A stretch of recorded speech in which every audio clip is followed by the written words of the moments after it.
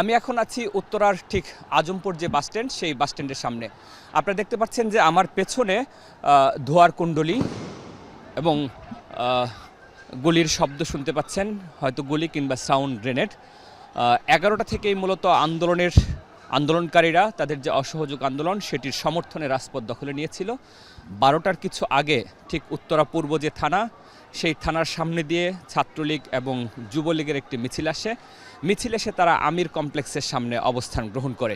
তারপর অপপ্রাণ থাকে, অর্থাৎ রাজকের যে সামনে, সেই সামনে থেকে নেতাকর্মীদের সঙ্গে পাল্টা ধাওয়া হয়। কিছুক্ষণের মধ্যেই আন্দোলনকারী শিক্ষার্থীদের পাল্টা দেওয়ার মধ্যে তারা ছাত্রলীগ, যুবলীগ, স্বেচ্ছাসেবক লীগ যারা রয়েছেন তাদেরকে ধাওয়া করলে তারা সবাই আমির কমপ্লেক্সের ভিতরে ঢুকে যায় এবং আমির কমপ্লেক্সের ভিতরে যেসব সামনে তাদের অনুষ্ঠানের জন্য যেসব চেয়ার ছিল, টেবিল ছিল এবং একটা মোটরসাইকেল ছিল, সেসব জড়ো করে তারা ভাঙচুরের এক পর্যায়ে তারা বেশ কিছু চেয়ারে আগুন ধরিয়ে দেয়। আপনারা সেই আগুন এবং ধোঁয়ার কুণ্ডলী এখন দেখতে পাচ্ছেন।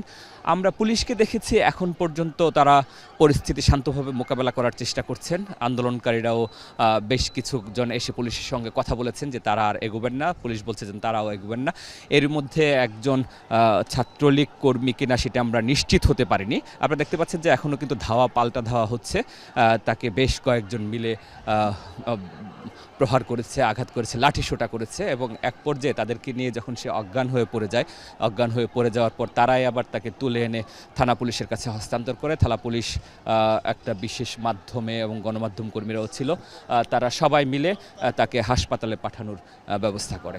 এখন যে পরিস্থিতি, পুরো 1 ঘন্টা 1.5 ঘন্টা, বলা যায় যে 2 ঘন্টার কাছাকাছি সময় ধরেই কিন্তু এখানে পাল্টা ধাওয়া হচ্ছে, কখনো গুলি হচ্ছে, আগুন দেওয়া হচ্ছে। সব মিলিয়ে বলা যায় যে এক ধরনের রণক্ষেত্রে পরিণত হয়েছে এই উত্তর এলাকা। এখনও সাধারণ শিক্ষার্থীদের ব্যানারে যারা আন্দোলন করছেন তারা এক পাশে অবস্থান করছেন এবং থানার পাশে পুলিশ অবস্থান করছেন। আবার বিপরীত পাশে, অর্থাৎ থানার উত্তর পাশেও আন্দোলনরত শিক্ষার্থীরা রয়েছেন, থানার দক্ষিণ পাশেও আন্দোলনরত শিক্ষার্থীরা রয়েছেন। আর পাড়ায় মহল্লায় বিভিন্ন জায়গাতে ছাত্রলীগ, যুবলীগ, স্বেচ্ছাসেবক লীগ যারা রয়েছেন তারাও রয়েছেন, যেহেতু তাদের কেন্দ্রীয় কর্মসূচি আজকে ঘোষণা দিয়েছিল যে তারা মাঠে থাকবে মহানগরে, সেই জায়গা থেকে তারা সে অবস্থান নিয়েছে। এখন পর্যন্ত আপনি যেটা দেখতে পাচ্ছেন যে গুলির শব্দ শুনতে পাচ্ছেন, আকাশে ধোঁয়া দেখতে পাচ্ছেন, সব মিলিয়ে কিন্তু বলা যায় যে 2 ঘন্টা ধরেই পুরো জায়গাটা, অর্থাৎ উত্তরার এই পুরো জায়গাটা অসহযোগ আন্দোলনের সমর্থে রণক্ষেত্রে পরিণত হয়েছে।